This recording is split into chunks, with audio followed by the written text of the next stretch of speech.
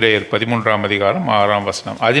அதனாலே நாம் தைரியம் கொண்டு, கர்த்தர் எனக்கு சகாயர், நான் பயப்படேன், மனுஷன் எனக்கு என்ன செய்வான் என்று சொல்லலாமே. தேவன் தாமே இந்த வசனங்களை ஆசீர்வதித்து நம் அனைவரோடும் கூட பேசுவாராக. அதனாலே நாம் தைரியம் கொண்டு, கர்த்தர் எனக்கு சகாயர், நான் பயப்படேன், மனுஷன் எனக்கு என்ன செய்வான் என்று சொல்லலாமே. கர்த்தர் எனக்கு சகாயர், கர்த்தர் எனக்கு சகாயர். த லார்ட் இஸ் மை ஹெல்ப்பர் என்று ஆங்கிலத்தில் போடப்பட்டிருக்கு. ஹெல்ப்பர், சகாயர் என்று தமிழிலே சொல்லப்பட்டிருக்கிறது. சகாயம் என்று சொன்னால் அங்கே ஹெல்ப் என்று அர்த்தம். உதவி என்பது இப்பொழுது இருக்கிற தமிழ் சொல் சகாயம். அல்லது வேதாகம சொல்லிலே அகராதியிலே பார்க்கும்போது, சொற்களிலே நாம் பார்க்கும்போது ஒத்தாசை அல்லது சகாயம் என்பது தான் வேதத்தினுடைய அது மொழியாக இருக்கிறது. ஒத்தாசை வரும் பருவதற்கு நேராய் என் கண்களை ஏறெடுக்கிறேன். வானத்தையும் பூமியும் உண்டாக்கின கர்த்தரிடத்திலிருந்து ஒத்தாசை வரும். The help cometh from the Lord who created heavens and the earth என்று போடப்பட்டிருக்கு. அப்படி என்றால் ஒத்தாசை அல்லது இங்கே சகாயம் என்று சொல்லும்பொழுது அது உதவியை சொல்லியிருக்கிறது. ஆகவே அதனாலே நாம் தைரியம் கொண்டு, கர்த்தர் எனக்கு சகாயர். கர்த்தர் தான் நமக்கு யார்? சகாயம். நமக்கு உதவி செய்வார் ஒருவரும் இல்லை. நம் கூட பிறந்தவர்கள் மாத்திரமல்ல, நம்முடைய தாய் தகப்பன்மார் அல்லது நமது கணவனோ மனைவியோ பிள்ளைகளோ நமக்கு சகாயர் அல்ல. நமக்கு அவர்கள் சகாயம் செய்ய முடியாது. அவர்கள் மெய்யான சகாயத்தை செய்யவே முடியாது. சிம்பத்தைஸ் என்று ஒரு வார்த்தை இருக்குது. அப்படின்னா நம்ம மேலே பரிதாபப்பட முடியும். இப்போ நம்ம கீழே விழுந்து அடிபட்டு கால் உடைந்ததுனாக்கா அவங்க என்ன செய்ய முடியும்? நமக்கு அவர்கள் பரிதவிக்கக்கூடும். அந்த பரிதவிப்பின் விளைவாக அவர்கள் என்ன செய்ய முடியும் என்றால், நம்ம எங்கே கொண்டு செல்ல முடியும்? நம்மை ஆஸ்பத்திரிக்கு கொண்டு செல்ல முடியும். அல்லது நம்மோடு கூட சேர்ந்து அழ முடியும். அவ்வளோதான் செய்ய முடியும். நம்ம வலியை அவங்க எடுத்துக்கொள்ள முடியுமா? முடியாது. நம்முடைய வலி வேதனையை அவங்களை எடுத்துக்கொள்ள முடியுமா? முடியாது. ஆகவே ஒருவரும் நமக்கு ஒத்தாசை செய்யவே முடியாது. ஆண்டவர் தான் நமக்கு என்ன செய்ய முடியும்? ஒத்தாசை செய்ய முடியும். ஏனென்றால் அவர் தான் நமக்காக நாம் சுமக்க வேண்டிய பாவங்களை அவர் என்ன செய்தார்? எடுத்துக்கொண்டார். அதுதான் உண்மையான ஒத்தாசை, அதுதான் உண்மையான சகாயம். அவர் மரிக்கவில்லை என்று சொன்னால் நாம் எங்கே? நம்முடைய பாவத்துக்காக நாம் மரிக்க வேண்டும். நாம் 2ஆம் மரணமாகிய அக்கினியும் கந்தகமும் எரிகிற கடலிலே நாம் பங்கடைய வேண்டும். ஆகவே நாம் அந்த அக்கினியும் கந்தகம் எரியக்கூடிய கடலிலே பங்கடையாதபடிக்கு, நாம் அந்த நரக ஆக்கினைக்கு போகாதபடிக்கு அவர் நமக்கு ஒத்தாசை செய்தார், சகாயத்தை செய்தார். அதுதான் மெய்யான சகாயம். இல்லையென்றால் நாம் அங்கே போவோம். துன்மார்க்கனுக்காக ஒருவரும் மரிக்க முடியாது. நல்லவனுக்காக ஒருவன் மரிக்க துணியலாம். நாம் பாவிகளாக இருக்கையில் நமக்காக கிறிஸ்து இயேசு மரித்தார். நாம் பாவிகளாக இருக்க, while we were yet sinners, Christ died for us. ஆகவே நமக்கு அவர்தான் சரியான ஒத்தாசை என்று சொல்லும்பொழுது, சகாயம் என்று சொல்லும்பொழுது அவர்தான் மெய்யாகவே நமக்கு உதவி செய்யக்கூடியவராக இருக்கிறார். ஆகவே இந்த ஒத்தாசை நமக்கு என்ன செய்கிறது என்று சொன்னால், நாம் தைரியம் கொள்ள செய்கிறது. we will fear no more for anything. எதை குறித்தும் நாம் பயப்படாமல் இருக்க இது செய்கிறது. தைரியம் வருகிறது. பயம் இருந்தால் தைரியம் வராது. பயம் போனால் தான் என்ன வரும்? அங்கே தைரியம் வரும், கரேஜ் வரும். ஆகவே நம்ம தைரியத்தை கொடுக்கிறார். ஏனென்று சொன்னால் அவர்தான் நமக்கு ஒத்தாசை செய்கிறவராக, அது மாத்திரமல்ல அவர் என்னது? சகாயராக இருக்கிறார் என்று சொல்லி வாசிக்கிறோம். பாருங்கள், சங்கீதங்கள் புத்தகம் 118ஆம் சங்கீதம் 6ஆம் வசனம். எடுத்தவள் சீக்கிரம் வாசிங்க. 118:6. சங்கீதம் 118:6 வாசிங்க. கர்த்தர் என் பட்சத்தில் இருக்கிறார், நான் பயப்படேன், மனுஷன் எனக்கு என்ன செய்வான்? கர்த்தர் யார் பட்சத்தில் இருக்கிறார்? The Lord is in my side. அவர் என் பட்சத்தில் இருக்கிறார். சத்துரு எனக்கு என்ன செய்ய முடியும்? கர்த்தர் என்னோடு கூட இருக்கிறார், என் பட்சத்தில் இருக்கிறார், எனக்கு உதவி செய்கிறார். ஆகவே மனுஷனாலே எனக்கு ஒன்றுமே செய்ய முடியாது, பிசாசானாலே ஒன்றுமே செய்ய முடியாது. கர்த்தர் யார் பட்சத்தில் இருக்கிறார்? சத்தமாக சொல்லுங்களேன். என் பட்சத்தில் இருக்கிறார். அதுதான் ஆராதனை. நம்ம அனைவரோடும் பட்சத்தில் இருக்கிற, அப்படி சொல்லக்கூடாது. என் பட்சத்தில் இருக்கிறார். யார் பட்சத்தில் இருக்கிறாரு? The Lord is in my side. என் பட்சத்தில் இருக்கிறார். ஆகவே சத்ருவானவனால் ஒன்றும் செய்ய முடியாது, என்னுடைய விரோதிகளாலே எதுவுமே செய்ய முடியாது. ஆகவே தான் யோபினுடைய பட்சத்தில் யார் இருந்தா? கர்த்தர் இருந்தார். யோபினுடைய பட்சத்திலே கர்த்தர் இருந்ததுனால யாரால் தொட முடியல? சாத்தானால, பிசாசானால தொட முடியல. ஆகவே தான் சொல்கிறாரு, அவன் போய் தேவனுடைய பிரசன்னத்தில் இருந்து அவன் சொல்லுகிறான். என்ன சொல்கிறான்னு சொன்னால், நீ அவனை வேலி அடித்து பாதுகாக்க, you put hedge over him. அவனை வேலி எடுத்து பாதுகாத்திருக்கிறீர். ஆகவே என்ன செய்ய முடியல? அவன் சுகமாக இருக்கிறான். வேலியை எடுங்கன்னு சொல்கிறான்.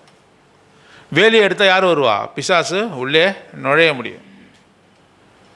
ஆகவே ஒவ்வொரு தேவனுடைய மனுஷனையும் அவர் என்ன செய்கிறாரு? பாதுகாக்கிறார், அவனுக்கு ஒத்தாசை செய்கிறார் என்று சொல்ல முடியும். ஆகவே தைரியமான ஒரு வாழ்க்கையை வாழும்படியாக அவர் செய்திருக்கிறார் என்று சொல்லுவோம். கர்த்தர் என் பட்சத்திலே இருக்கிறார். நம்ம சொல்ல முடியுமா? கர்த்தர் என் பட்சத்திலே இருக்கிறார். மனுஷன் எனக்கு என்ன செய்யக்கூடும்? இன்றைக்கு மனுஷனால் நமக்கு என்ன வருது? பயம் வந்திருக்கு. மனுஷன் நம்மை பயமுறுத்துகிறான். கடன் பிரச்சனையோ மற்ற காரியங்களோ மனுஷன் என்ன செய்கிறான்? பயமுறுத்துகிறான். அவனுடைய பேச்சினாலே நம்மை பயமுறுத்துகிறான். அவனுடைய செய்கைகளினாலே பயமுறுத்துகிறான். அநேகர் என்ன பண்ணுறாங்க? உனக்கு சூனியம் வைப்பேன் என்று சொல்லுகிறார்கள். உனக்கு சூனியம் வைக்கிறேன். இவன் பயப்படுறான். உன் கை கால்களை இழுத்து கொள்ளும்படியாக நான் என்ன செய்ய போகிறேன்? உனக்கு சூனியம் வைக்க போகிறேன், உனக்கு மாந்திரிகம் செய்ய போகிறேன் என்று சொன்னால் என்ன பண்ணுவாங்க? பயப்படுவாங்க.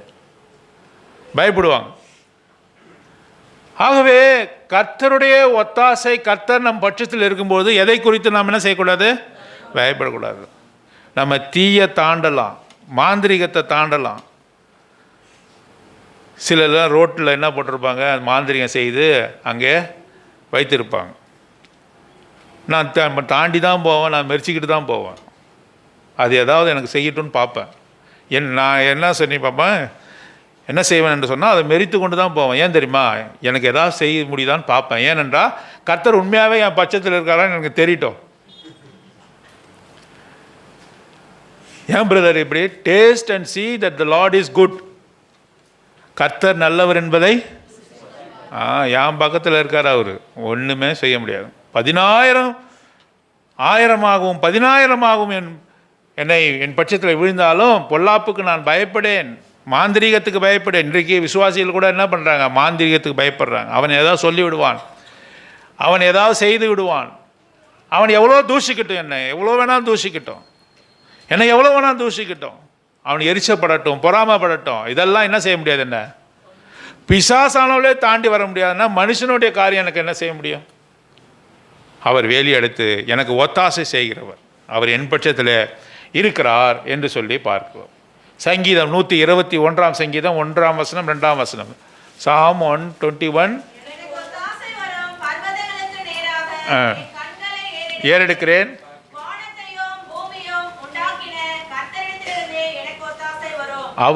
அவரிடத்தில் நான் நோக்கி பார்க்கிறேன். அவர் யார்? அவர் சாதாரண ஆள் கிடையாது. அவர் எப்படிப்பட்டவர்? வானத்தையும் பூமியும், வானமும் அதனுடைய நிறைவும் கர்த்தருடையது. வானத்தில் உள்ளவைகள், பூமியில் உள்ளவைகள், பூமிக்கு கீழானவைகள் எல்லாம் யாருடையது? கர்த்தருடையது. அவர் ஒரு இடத்துல எந்த ஒரு உதவியும் வேண்டுவதில்லை. அவருக்கு உதவி செய்ய முடியுமா? கர்த்தர் தான் நமக்கு உதவி செய்யணும். கர்த்தருக்கு நான் உதவி செய்ய போகிறேன்னு போக முடியுமா? ஆகவே தான் கர்த்தரை நம்ம தோளில் சுமக்க முடியாது, கர்த்தருக்கு உருண்டை கொழுக்கட்டை கொடுக்க முடியாது, கர்த்தருக்கு பொறி கொடுக்க முடியாது. ஏன் கொடுக்க முடியாது? நம்ம உதவி செய்ய முடியாது. கர்த்தரை தோளில் தூக்கி சுமக்க முடியாது. நான் வானத்தையும் பூமியும் நிரப்புகிற தேவன் என்று சொல்லுகிறார். நான் வானத்தையும் பூமியும் நிரப்புகிற தேவன். வானம் எனக்கு சிங்காசனம், பூமி அவ்வளோ உயரத்தில் இருக்கிறார் அவர்.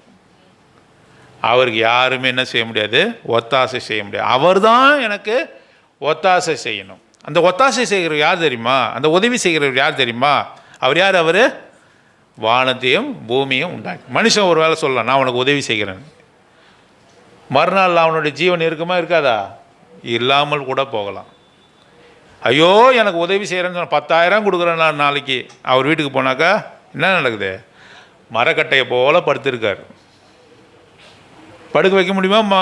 முடியாத ஆண்டவரால். நாளைக்கு 10,000 கொடுக்குறவர் மரக்கட்டையை போல் படுத்திருக்கார். உணர்வு இல்லாமல் படுத்திருக்கார்.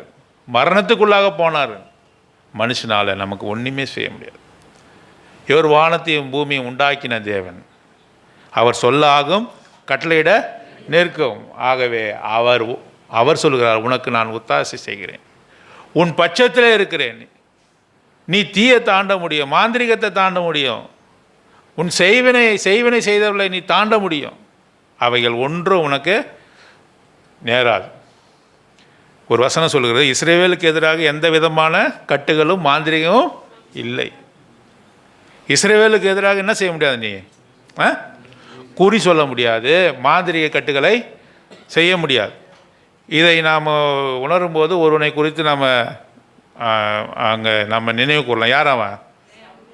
பிலேயாம், பாலாக், பிலேயாம். இவர் என்ன சொன்னான்? அவன் அங்கே போய் இஸ்ரவேலுக்கு எதிராக சபிக்க சொன்னான். அப்போது என்ன சொல்கிறாரு அவன்? ஆண்டவர் என்ன சொல்கிறார்? இவர்களை சபிக்க முடியாதுன்னு சொல்கிறான். இவர்களை சபிக்க முடியாது. சபித்தா கூட அந்த சாபமானது அவளுக்கு மீது தங்காது. எவ்வளோ ஆசீர்வாதமான ஜனங்க பாருங்கள். ஆனால் நமக்கு ஒரு பவர் கொடுத்துருக்காரு. என்ன தெரியுமா? நீ ஆசீர்வதிக்கிறவளை நான் என்ன செய்வேன்? நான் போய் யாராவது நீங்கள் நல்லா இருங்கன்னு சொன்னான்னு வச்சுங்க, அவங்க எப்படி இருப்பாங்க? ஆசீர்வாதம். நீ யாராவது சபிச்சாக்கா என்ன பண்ணுவார்? ஏன் அதை மட்டும் கொஞ்சம் கொஞ்சம் நீ போய் சபிச்சனா அவங்க யார்? சாபமாக மாறிடுவாங்க. அவங்களுக்கு ஊர் நேரம், அவர்களுக்கு தீங்கு நேரம். இது கர்த்தருடைய வல்லமை, கர்த்தருடைய ஆசீர்வாதம், கர்த்தர் உனக்கு கொடுத்த ப்ராமிஸ். நீ யாரெல்லாம் ஆசீர்வதிக்கிறோ அவரெல்லாம் ஆசீர்வதிக்கப்படும். யாரெல்லாம் நீ சபிக்கிறியோ அவரெல்லாம் சாபமாக மாறுவார்கள். இது ஆபிரகாமுக்கு கொடுத்த ஆசீர்வாதம். பிரதர், ஆபிரகாமுக்கு கொடுத்தாரு, எனக்கு அந்த ஆசீர்வாதமா? அப்படி கிடையாது. ஆண்டவர் சொல்கிறாரு, ரட்சிக்கப்பட்ட ஒவ்வொருவரையும் அங்கே சேர்க்கும்பொழுது அவர் சொல்கிற வார்த்தை என்ன தெரியுமா? இவனும் ஆபிரகாமின் குமாரனாய் இருக்கிறானே, இவளும் ஆபிரகாமின் குமாரத்தியா இருக்கிறாளே. இந்த உலகத்தில் அவர் ரட்சிக்கிற ஒவ்வொரு ஜனங்களும் யாருடைய குமாரனும் குமாரத்தியுமா சேர்க்கிறார் தெரியுமா? ஆபிரகாமின் குமாரன். நாம் ஆபிரகாமின் சந்ததியார். இவனும் இவளும் ஆபிரகாமின் குமாரனாய் இருக்கிறானே, குமாரத்தியாக இருக்கிறானே. நாம் எல்லாம் ஆபிரகாமின் குமாரத்திகள். ஏன்?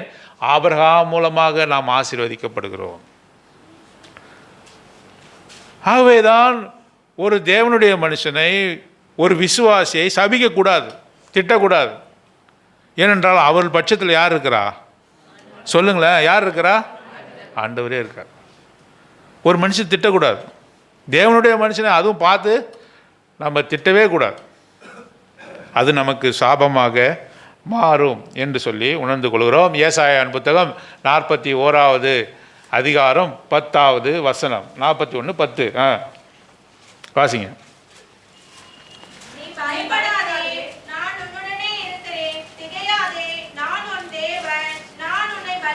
உன்னை பலப்படுத்தி உனக்கு சகாயம் பண்ணுவேன்.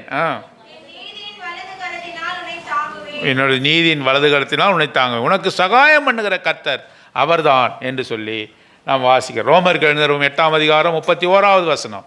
ரோமர்கள் நிறுவம் 8ஆம் அதிகாரம் 31வது வசனம். ரோமன்ஸ் சாப்டர் 8 verse 31 வாசிங்க. நம்முடைய பட்சத்தில் இருந்தால் விரோதியாக யாருமே இருக்க முடியாது.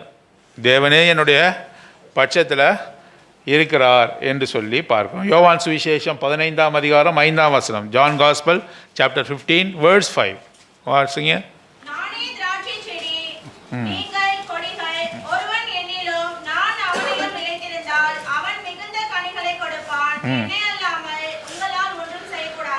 என்னை அல்லாமல் உங்களால் எதுவுமே செய்ய முடியாது. ஆண்டவர் நம் பட்சத்தில் இருக்கும்போது தான் நமக்கு என்னது எல்லாமே இருக்கும். அவர் நம் பட்சத்திலிருந்து நீங்கி விட்டார் என்று சொன்னால் நம்மால் ஒன்றுமே செய்ய முடியாது. இதற்கு உதாரணமாக அநேக காரியங்களை பழைய ஏற்பாட்டில் பார்க்கிறோம். இஸ்ரவேல் ஜனங்களோடு யார் இருந்தா? கர்த்தாதி கர்த்தர் இருந்தார். அவர்கள் போருக்கு போவதற்கு முன்பாக தேவனுடைய உடன்படிக்கை பற்றி போமா, கர்த்தர் அவர்களோடு இருந்தார், வெற்றியை தருவார். கர்த்தருடைய ஒத்தாசை அவங்களை விட்டு நீங்கின பொழுது அவர்கள் தோல்வி அடைந்தார்கள். அப்போது ஆண்டவர் நம்மோடு இருக்கிற வரை தான் நமக்கு வெற்றி, ஜெயஜீவியம். ஆண்டவர் நம்மை விட்டு விலகினார் என்று சொன்னால் நமக்கு தோல்வியின் வாழ்க்கை.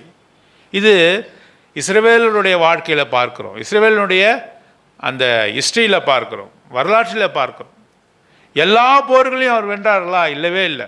அநேக போர்களை அவர்கள் தோல்வி விட்டார்கள். அந்த காரணங்கள்லாம் பார்க்கும்பொழுது தேவனுடைய பிரசன்னம் அவங்களை விட்டு விலகி இருந்தபொழுது அவர்களாலே ஜெயிக்க, வெற்றி பெற முடியவில்லை என்று சொல்லி பார்க்கணும். நம் பட்சத்தில் அவர் இருக்க வேண்டும். அவர் நம் பட்சத்தில் இருக்கிறேன் என்று சொல்லுகிறார்.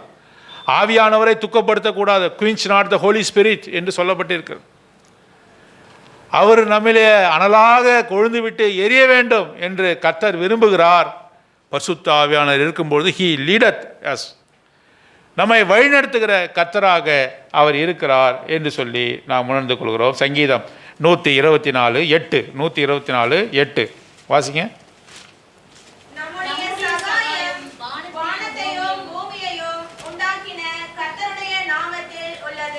கர்த்தருடைய நாமமே நமக்கு வெற்றியை கொடுக்கும். கர்த்தருடைய நாமமே நமக்கு சகாயத்தை உண்டு பண்ணும். பாருங்கள், நம்ம இஸ்ரவேல் வம்சத்தில் இஸ்ரவேலினுடைய வரலாற்றில் பார்க்கும்பொழுது அவர்கள் எதிராளிகள் சொல்லுகிற ஒரு வார்த்தை என்னவென்று சொன்னால், எதிரி ராஜாக்களும் அந்த மக்களும் சொல்கிற வார்த்தை என்னன்னு சொன்னால், அவர்கள் யாருக்கு பயந்தாங்க தெரியுமா? இஸ்ரவேல் ஜனங்களுக்கு ஒரு நாளும் பயப்படல. ஏன்? இஸ்ரவேல் ஜனங்களுக்கு இடத்துல ஒரு போராயுதங்களும் கிடையாது, ஒரு போர் ஆயுதங்களும் கிடையாது. இஸ்ரவேல் ஜனங்கள் தேசாந்திரிகள், நாடோடிகள். அவர்கள் ஒரு நாட்டை விட்டு அவர்கள் கடந்து போகிற ஒரு ஜாதியார். அவர்களிடத்தில் போர் தந்திரங்கள் இல்லை, குதிரைகள் இல்லை, வீரர்கள் இல்லை, அங்கே போர் செய்யக்கூடிய யுத்திகள் இல்லை. அவர்கள் பயந்தது யாருக்கு தெரியுமா? கர்த்தருக்கு தான் பயந்தாங்க. இவளுடைய தேவன் பெரிய தேவன். அவளுடைய நாமம் என்ன நாமம்? சேனைகளின் கர்த்தர். அவர் நினைச்சா என்ன செய்வார்னாக்கா, வானத்திலிருந்து கல்மழையை இறக்குவார்.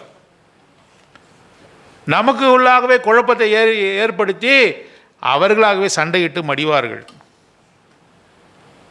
ஆகவே இஸ்ரவேல் மக்களை பார்த்து ஒரு நாளும் பயப்படலை அந்த ராஜாக்கள், அவர்களுடைய தேவனை பார்த்து பயப்பட்டாங்க. இஸ்ரவேல் ஜனத்துக்கு முன்பாக அவருடைய கர்த்தர் முன் சென்றார். ஆகவே தான் அவரை பார்த்து தான் பயந்தார்கள். ஏனென்றால் இஸ்ரவேல் ஜனங்களோடு கூட கர்த்தர் இருந்தார். கர்த்தர் இஸ்ரவேலினுடைய பட்சத்தில் இருந்தார். நம்முடைய பட்சத்தில் விசுவாசிகளாகிய அவருடைய இரத்தத்தினாலே மீட்கப்பட்ட அவருடைய பிள்ளைகளுடைய நம்முடைய மத்தியிலே அவர் காணப்படுகிறார். ஆகவே முதலாவதாக த லார்ட் இஸ் மை ஹெல்ப்பர் என்று சொல்லி எபிரேயர் 13ஆம் அதிகாரம் 6ஆம் வசனத்தில் வாசித்தோம். எபிரேயர் 4ஆம் அதிகாரம் 16வது வசனம். எபிரேயர் 4ஆம் அதிகாரம் 16ஆம்.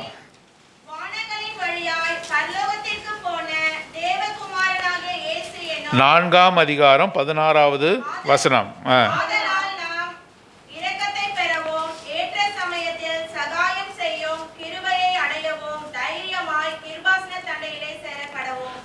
ஆதலால் நாம் இரக்கத்தை பெறவும் ஏற்ற சமயத்தில் சகாயம் செய்யும் கிருபையை அடைவோம். சகாயம் செய்யும் கிருபை. ஏற்கனவே சொன்னாலே ஒத்தாசை சகாயம் என்று வரும்பொழுது அது உதவி என்று நாம் புரிந்து கொள்கிறோம். சகாயம் செய்யும் கிருபை, சகாயம் செய்யும் கிருபை, கிரேஸ் டு ஹெல்ப் என்று வாசிக்கிறோம். அவர் என்ன செய்கிறார்? நாம் இரக்கத்தை பெற, தேவனிடத்திலிருந்து இரக்கத்தை பெற ஆண்டவராக இயேசு கிறிஸ்து என்ன செய்கிறார்? நமக்கு உதவி செய்கிறார். ஆகவே யூதாவின் நிருபத்திலே கடைசியாக நம்ம வாசிக்கும்பொழுது who is able to present you faultless before the presence of his glory என்று வாசிக்கிறோம்.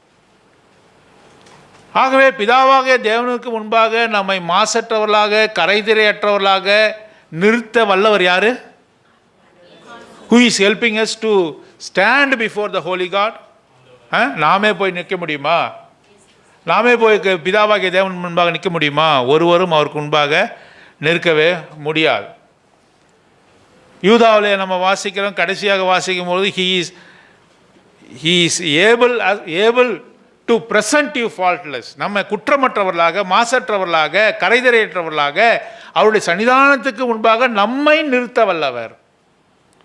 இப்போ ஆண்டவராக இயேசு கிறிஸ்து தான் நம்ம என்ன செய்ய முடியும்? பிதாவாகிய தேவனுக்கு முன்பாக நிறுத்த முடியும், தைரியமாய் நிறுத்த முடியும், இரக்கத்தை பெறத்தக்கதாக நிறுத்த முடியும். குற்றங்கள் பாவங்கள் அநேக கருமங்களை புரிந்த நம்மை கழுவி சுத்திகரித்து ஒரு குற்றமும் செய்யாதவனை போல பிதாவாகிய தேவனுக்கு முன்பாக நிறுத்த வல்லவர் யார் என்று சொன்னால் ஆண்டவராகிய இயேசு கிறிஸ்து. ஆகவே தான் நம்ம வாசிக்கிறோம், நாம் இரக்கத்தை பெறவும் ஏற்ற சமயத்தில் சகாயம் செய்யும் கிருபை அடையும் தைரியமாய் கிருபாசனத்தின் அண்டையில் சேரக்கணும். அந்த தைரியத்தை யார் கொடுத்தது? ஆண்டவராகிய இயேசு கிறிஸ்து. அவர்தான் நம்மை தைரியப்படுத்துகிற கர்த்தர் என்று சொல்லி வாசிக்கிறோம். சங்கீதம் 46:1 வாசிங்க. சங்கீதம் 46:1.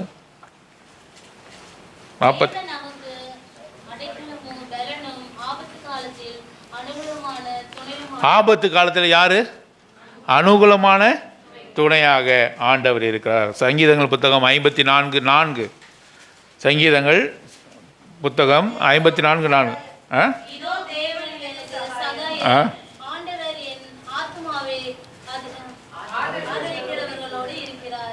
எனக்கு சகாயராக இருக்கிறார். 40:17. சங்கீதம் 40:17.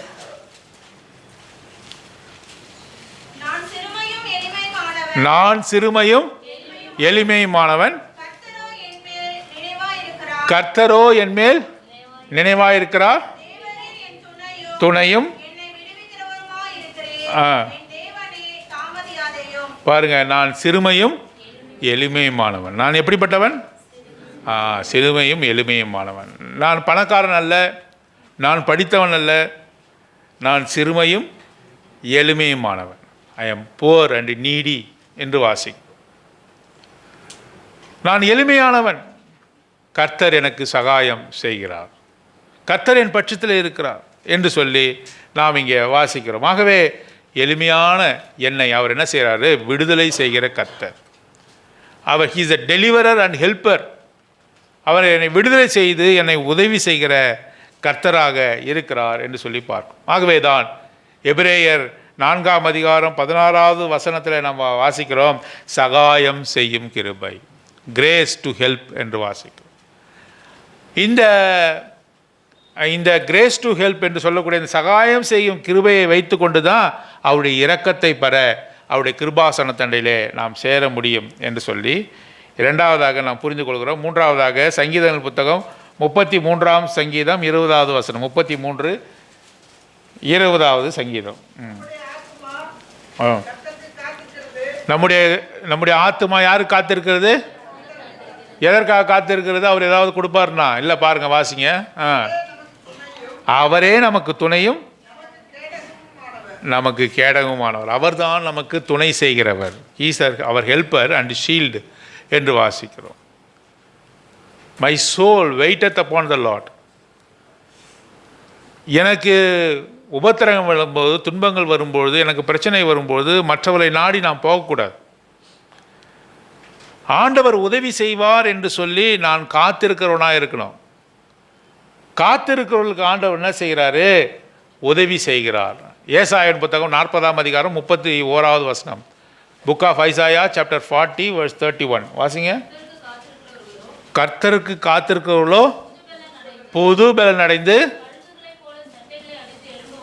கர்த்தருக்கு காத்திருக்கிறவர்கள், அவர் எனக்கு சகாயம் செய்வார், ஏற்ற நேரத்தில் சகாயம் செய்யும் கிருபை எனக்கு பொழிந்தருள்வார் என்று சொல்லி நான் அவருக்காக காத்திருக்க வேண்டும். He is my helper.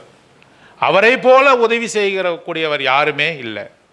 மற்றவர்களுடைய உதவியானது அது ஒரு நாளும் நிலைத்து நிற்காது என்று சொல்லி பார்ப்போம். பாருங்கள், 2 நாளாகமத்தின் புத்தகம் 14ஆம் அதிகாரம் 11வது வசனம். 14ஆம் அதிகாரம் 11வது வசனம். 2 நாளாகவும் 2 Chronicles chapter 14. ஆசா தன் தேவனாகிய கர்த்தரை நோக்கி கூப்பிட்டு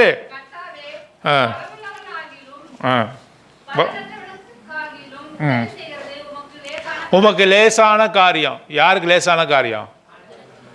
உதவி செய்கிறது அவருக்கு என்னது? லேசான காரியம். லேசான காரியம். இந்த ஆசா ராஜாவை எதிர்த்து வருகிற அந்த ராஜா 10 லட்சம் போர் வீரர்களோடு, அநேக குதிரைகளோடு, அநேக ரதங்களோடு இஸ்ரவேல் ராஜாவாகிய ஆசாவை நோக்கி வரான். இஸ்ரவேல் ராஜாவுடைய படைபலம் அவ்வளவாக இல்லை, ஏறக்குறைய 3 லட்சம் என்று தான் நான் பார்க்கிறோம். அவன் 10 லட்சத்துக்கு அதிகமான வீரர்களோடு வருகிறான். ஒரு நாளும் அவனை மேற்கொள்ளவே முடியாது, எதிரி நாட்டை ஜெயிக்க முடியாது. அப்பொழுது ஆசா ஜெபம் பண்ணுகிறான், பலமுள்ளவர்களாகிலும் பலனற்றவர்களாகிலும் உதவி செய்கிறது எது? லேசான. கர்த்தருக்கு எப்படிப்பட்ட காரியம்? லேசான காரியம். நீ பலமுள்ளவனாக இருந்தாலும் கூட உன்னை என்ன செய்ய முடியும்? உன்னை தரமட்டமாக ஆக்க முடியும். பலனற்றவனாக இருக்கிற உன்னை என்ன பண்ண முடியும்? அங்கே உனக்கு பலமுள்ளவனாக மாற்றி மேற்கொள்ள வைக்க முடியும். ஆகவே தான் அன்னாள் ஜெபிக்கும்பொழுது அங்கே 1 சாமுவேல் 2ஆம் அதிகாரத்தில் நம்ம வாசிக்கிறோம். என்ன வாசிக்கிறோன்னு சொன்னாக்கா, அவரை நோக்கி வருபவர்களை குறித்து அங்கே சொல்லுகிறாள்.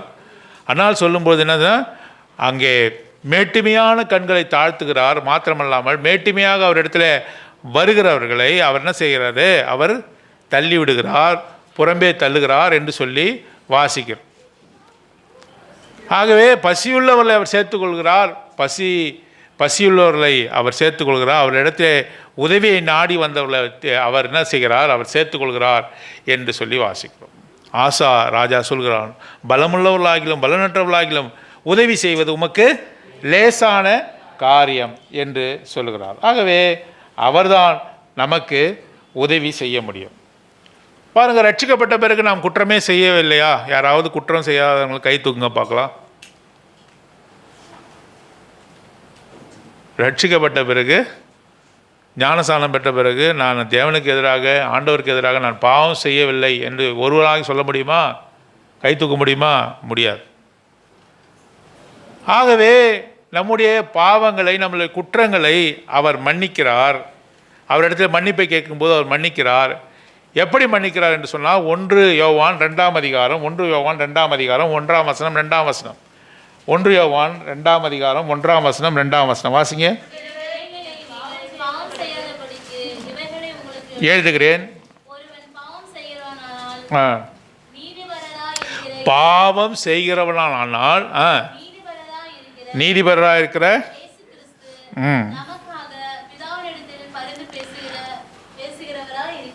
யார் நமக்காக பரிந்து பேசி நம்முடைய பாவத்தை மன்னிக்கும்படியாக பிதாவின் இடத்தில் கேட்கிறவராக இருக்கிறார்? ஆண்டவராக இயேசு கிறிஸ்து. நீங்கள் பாவம் செய்யக்கூடாதுன்னு சொல்கிறேன், ஆனாலும் கூட சில சமயங்களில் நாம் என்ன செய்கிறோம்? தவறி போய் விழுகிறோம். காணாமல் போன ஆட்டை போல நம்ம தவறி போகிறோம். அப்பொழுது நமக்கு உதவி செய்கிறவர் யார் என்று சொன்னால், நமக்கு ஒருவர் இருக்கிறார், அவர்தான் நீதிபரர். அவர் என்ன செய்கிறார்? நமக்காக அட்வொகேசி பண்ணுகிறார். வி ஹேவ் அன் அட்வொகேட் என்று சொல்லி வாசிக்கிறோம். We have an advocate with the father Jesus Christ the righteous one என்று வாசிக்கிறோம். நமக்காக அவர்தான் பரிந்து பேசுகிறவர், நமக்கு உதவி செய்கிறவர் அவர்தான். பிதாவின் இடத்திலே ஆண்டவராக இயேசு கிறிஸ்து உதவி செய்கிறார். இங்கே நமக்கு உதவி செய்கிறவர் யார் என்று சொன்னால் பரிசுத்த ஆவியானவர். யோவான் சுவிசேஷம் 14ஆம் அதிகாரம் 15ஆம் அதிகாரங்களில் இதை வாசிக்கிறோம். உங்களை நான் ஆதரவற்றவனாக நான் விடுவதில்லை, உங்களுக்கென்று ஒரு தேற்றரவாளனை நான் கொடுப்பேன் என்று சொன்னார். அவர் சகல சத்தியத்துக்குள்ளாக உங்களை வழிநடத்துவார் என்று சொன்னார். ஆகவே நம்மை திக்கற்றவர்களாக அவர் விடுவதில்லை. இப்பொழுது பரிசுத்த ஆவியானவர் நமக்கு கொடுக்கப்பட்டு நமக்கு உதவி ஒத்தாசை அவர் செய்கிறவராக இருக்கிறார் என்று சொல்லி பார்ப்போம்.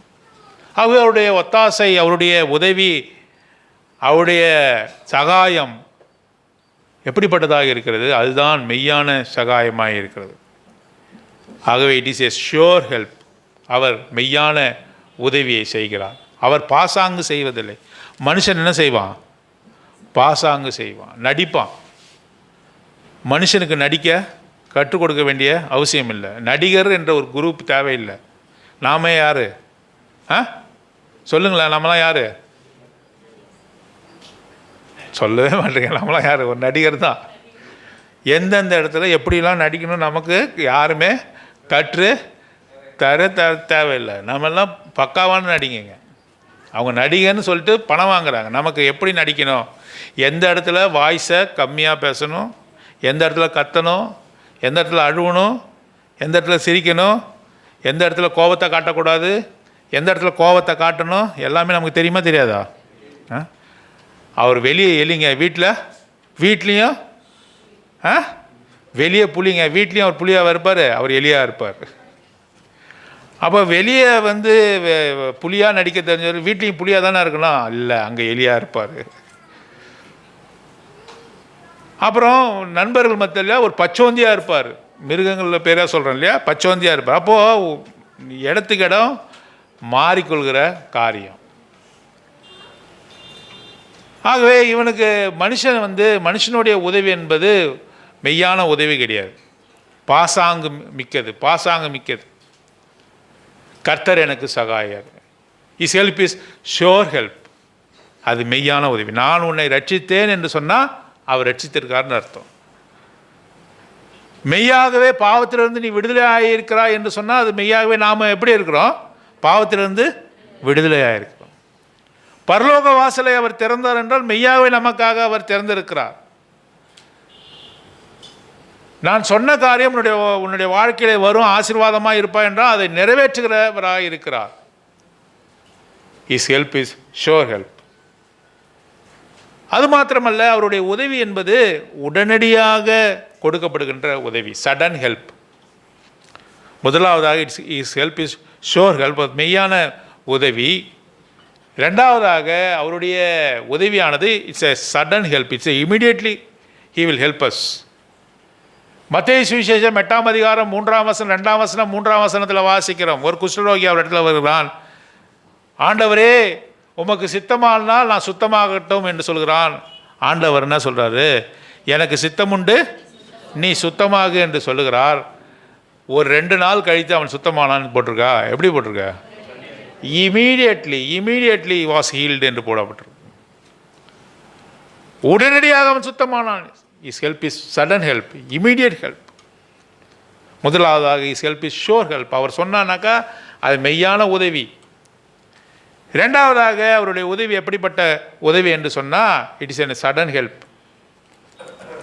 மாத்திரமல்ல, இட்ஸ் எ சஸ்டெய்னிங் ஹெல்ப். உன்னை தாங்குவேன், உன்னை சுமப்பேன், உன்னை தப்புவிப்பேன் என்று சொன்னால் அப்படி செய்வாரா செய்ய மாட்டாரா? சந்தேகம்தான் பிரதர்ன்னு சொல்கிறீங்களா? இல்லையா? சஸ்டெய்னிங் ஹெல்ப், உன்னை தாங்குகிற உதவி. எவ்வளோ தூரம் தாங்குவார்? 45 வயசு வரை தாங்குவார்.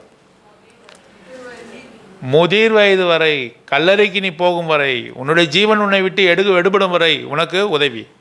இன்சூரன்ஸ்லாம் பார்த்துருக்கீங்களா? இன்சூரன்ஸு 65 வயதோடு என்ன பண்ணிவிடுவாங்க? இன்சூரன்ஸ் போட முடியுமா? முடியாது. என் ஃபுல் கவரேஜ் பண்ண முடியுமா? பண்ண முடியாது.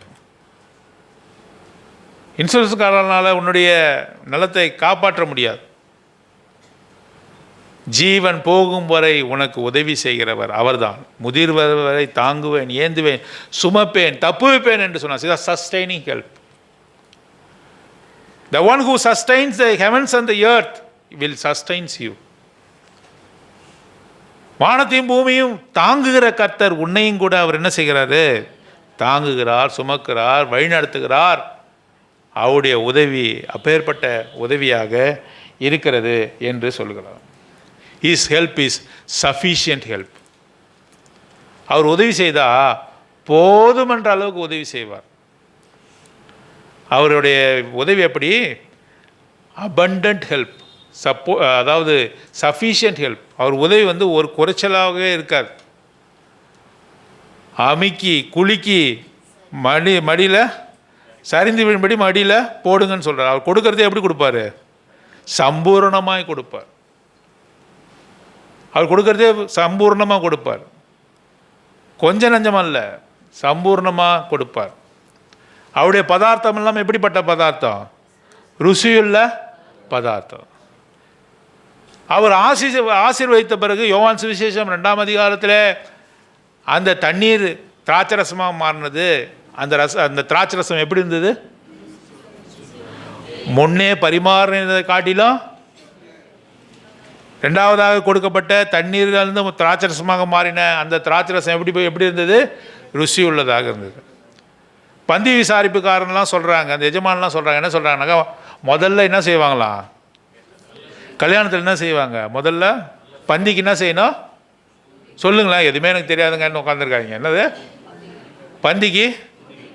சில பேர் கல்யாண வீட்டுக்கு போனாக்கா அப்படியே பொண்ணு மாப்பிள்ளை அந்த மேடைக்கே போக மாட்டாங்க, முதல்ல சாப்பிட்டு வந்துடுவோன்னு போவாங்க. பார்த்துருக்கீங்களா? அதுக்குன்னு ஒரு வழி இருக்குது. பொண்ணு மாப்பிள்ளைக்கு எழுந்து போய் அவங்களுக்கு இது கொடுக்கறதுக்கு முன்னாடி என்ன பண்ணுவாங்க? சாப்பிட்டு வந்து கொடுப்போம். ஏன்? சாப்பாடு தீர்ந்து போயிடும். ரெண்டாவது என்ன பண்ணுவாங்கனாக்கா, சாப்பாடு ஆக ஆக கூட்டத்தை பார்த்து அந்த சாப்பாடு தயாரிக்கிறவங்க என்ன பண்ணுவாங்க? அதில் என்ன பண்ணுவாங்க? தண்ணீரை கலக்குவாங்க. ஒவ்வொரு பதார்த்தமாக குறைஞ்சிக்கிட்டே வரும். மொதல் பந்தியில் வைத்த எல்லா பதார்த்தமும் கடைசி பந்தியில் கிடைக்குமா? 2-3 என்ன ஆகும்? கட்டாகும். ஆகவே தான் பந்திக்கு முந்திக்கணும். அங்கே என்ன சொல்கிறாங்க? முதல்ல ருசியுள்ள திராட்சரசத்தை கொடுத்து பிறகு என்ன பண்ணுவாங்க? அந்த திராட்சரசத்தில் ஆட்கள் வர வர தண்ணீரை ஊற்றி தரம் குறைஞ்சதான் கொடுப்பாங்களே. இவரோ என்ன செய்தார்? பின்னாடி வந்த திராட்சரசம் எப்படி இருக்குது? முன்னாடி இருந்த திராட்சரசத்தை காட்டிலும் ருசியுள்ளதாயிருக்கு. Sufficient help. பரிபூர்ணமாக அவர் ஆசீர்வதிக்கக்கூடியவர், எந்த விதமான குறையும் அது இருக்க. கர்த்தர் கொடுக்குற ஆசீர்வாதமே ஆசீர்வாதம், ஐஸ்வர்யம். அதில் அவர் என்ன செய்ய மாட்டார்? கர்த்தர் கொடுக்குற ஐஸ்வர்யமே ஐஸ்வர்யம், அதில் என்ன பண்ண மாட்டார்? ஆசீர்வாதமே ஐஸ்வர்யம், அதில் வேதனையை கூட்ட மாட்டார். இப்போ நம்ம பணக்காரராக இருக்கலாம், நம்ம கையின் பிரயாசத்தை பயன்படுத்தி நம்ம வசதியாக இருக்கலாம். ஆனால் அதில் என்ன செய்வார்? வேதனையை கூட்டிடுவார், வேதனையை கூட்டுவார். நீ அதை சுகமாக புசிக்காதபடி, சுகமாய் அதை அனுபவிக்காதபடி, ஐஸ்வர்யம் இருக்கும் ஆனாலும் கூட என்ன பண்ண முடியாது? சாப்பிட முடியாது. பண்ண முடியுமா? பெரிய ஸ்வீட் கடை ஓடனா வச்சுருப்பார், அவருக்கு டயபிட்டிஸ் கொடுத்தா என்ன பண்ணுவார்? ஸ்வீட்டை மோந்து தான் பார்க்க முடியும், ஸ்வீட்டை மோந்து தான் பார்க்க முடியும். பெரிய ஸ்வீட் கடை ஓனர், அவருக்கு டயபிட்டிஸ் கொடுத்தாரு. டயபிட்டிஸ் 400-300 இருக்கும்போது என்ன பண்ண முடியாது? ஒரு ஸ்வீட்டையும் எடுத்து டேஸ்ட் கூட பண்ண முடியாது. பெரிய லட்சாதிபதியாக இருக்கலாம், அதெல்லாம் அனுபவிக்க முடியாதபடி கூழும் கஞ்சியும் சாப்பிட வைக்க முடியும். ஒன்று உனக்கு ஐஸ்வர்யத்தையும் கொடுத்து அதை அனுபவிக்கும்படி செய்கிறவர் கர்த்தர். ஐஸ்வர்யம் அநேகருக்கு இருக்கிறது, ஆனால் அதை அனுபவிக்க முடியல.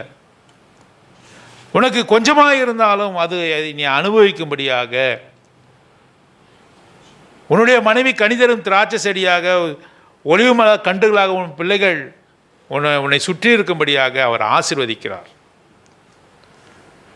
இதெல்லாம் விட்டுட்டு வெளியே பறக்கிறதுக்கு நம்ம ஆசைப்படுறோம். ஐயோ அவனைப்பார் இவனைப்பார். கர்த்தர் கொடுக்குற ஐஸ்வர்யத்தை அனுபவிக்க கூடிய தகுதியும் கொடுக்கிறார், அவர் ஐஸ்வர்யத்தையும் கொடுக்கிறார். அதோடு கூட வேதனையை கூட்ட மாட்டார். நீ சந்தோஷமாக அனுபவிக்கும்படி அதை செய்கிறார். His help is sufficient help. His help is sure help. His help is immediate and sudden help. His help is sustaining help. His help is sufficient help. அது மாத்திரமல்ல, adequate என்று சொல்கிறோம். adequate help, available help, மிகவும் நேர்த்தியாக உடனடியாக நமக்கு கிடைக்கும்படியாக செய்கிறார். ஆகவே ஆண்டவருடைய கர்த்தர் எனக்கு யார்? அவர் இன்றைக்கு ஆண்டவர் என்ன சொன்னார் நமக்கு? கர்த்தர் எனக்கு சகாயராக இருக்கார். நான் அதற்காக என்ன பண்ணுவேன்? பயப்பட மாட்டேன். பயம் நீங்கன்னா என்ன வரும்? ஒரு நாள் எதன் காரணமாக பேச முடியாத சூழ்நிலை வருது? பயத்தினால சில பேரால் பேச முடியாது. மரணகாலம் வரை இருக்கக்கூடிய பயம் என்று சொல்லப்பட்டிருக்கிறது. பயம் நீங்கின போதோ தைரியம் கொடுக்கிறார். கிருபாசன தண்டையிலே சேரும்படியாக செய்கிறார். கிருபாசன தண்டை என்று சொல்லும்போது பிதாவாகிய தேவனிடத்திலே சேரும்படியான ஸ்லாக்கியத்தை நமக்கு அவர் கொடுக்கிறார்.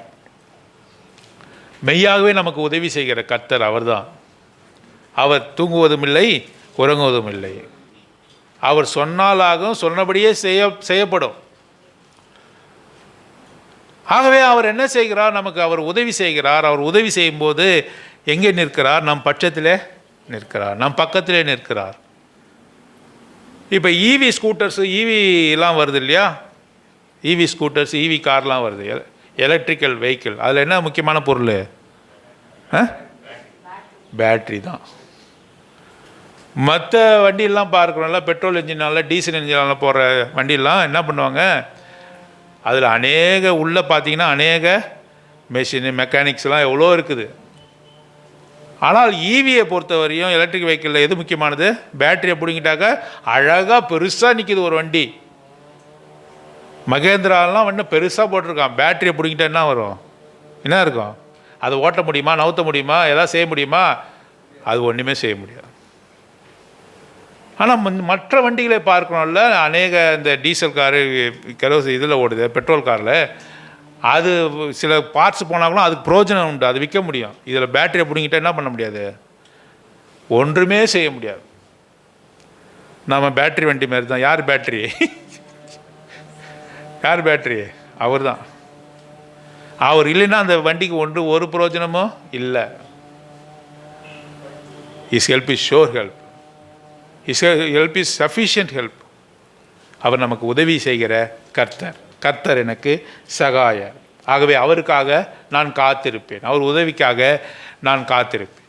அவர் மெய்யாகவே எனக்கு உதவி செய்யக்கூடியவர். ஆகவே அவர் நாம் இரக்கத்தை பெறும்படியாக கிருபாசனத்திலே தைரியமாக என்னால் சேர முடியும். பாருங்கள், அவர் செய்த உதவியிலே மிகப்பெரிய உதவி எது தெரியுமா? யூதாவிலே நம்ம வாசிக்கிறோம், கடைசி வசனம் வாசிங்க, கடைசி வசனம். அவர் செய்த உதவியிலே மிகப்பெரிய உதவி எதுன்னு சொன்னால் கடைசி வசனம். வழுவாதபடி காக்கவும்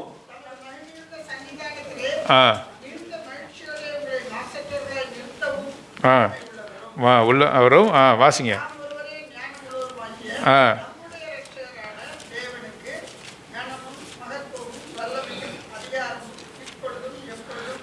இந்த ஒரு வசனமே போதும் தேவனை ஆராதிக்கிறது.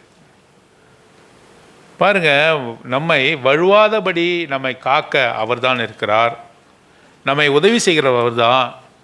குற்றமற்றவர்களாக நம்மை நிறுத்துகிறவர் அவர் தான். பாருங்க, கடமையாக நிறுத்துகிற அந்த இடத்துல ஒரு வார்த்தை இருக்குது பாருங்க, கவனித்து பாருங்க, இங்கே கவனிங்க. கடமையாக நம்ம போய் பிதாவாகி தேவனுக்கு முன்னாடி நிறுத்தலை. நம்ம சொந்தக்காரங்க நமக்கு உதவி செய்யும்போது என்னது? நீ எனக்கு சொந்தக்காரனாக இருக்கிற, அதனால் உனக்கு உதவி செய்கிறேன். கடமைக்காக, ஒரு ரிலேஷன்ஷிப்புக்காக நம்ம என்ன செய்கிறோம்? உதவி செய்கிறோம். இங்கே நம்ம பார்க்குறோம், வழுவாதபடி நம்மை காக்கிறவர், கரை திரை அற்றவர்களாக நம்மை பிதாவாகிய தேவனுக்கு முன்பாக நிறுத்தக்கூடியவர். எப்படி நிறுத்துறான்னு சொன்னால், எப்படி நிறுத்துறாரு? மகிழ்ச்சியோடு நிறுத்துறார். மிகுந்த மகிழ்ச்சியோடு நிறுத்துறார். மிகுந்த மகிழ்ச்சியோடு நம்மை நிறுத்த வல்லவர். அந்த உதவி தான் மிகப்பெரிய உதவி. அவர் இல்லைன்னா நான் பிதாவாகிய தேவனை தரிசிக்க முடியாது, அவருடைய கிருபாசனத்தில் சேர முடியாது, அவருடைய இரக்கத்தை நான் பெற முடியாது. அவர் செய்த உதவி மகா பெரிய உதவி. அது நிச்சயமான உதவியாக இருக்கிறது. அது என்னை தாங்குகிற உதவியாக இருக்கிறது. என்னை அவரிடத்தில் சேர்க்கிற உதவியாக இருக்கிறது. அப்பேற்பட்ட தேவனை நாம் ஆராதித்து நாம் துதி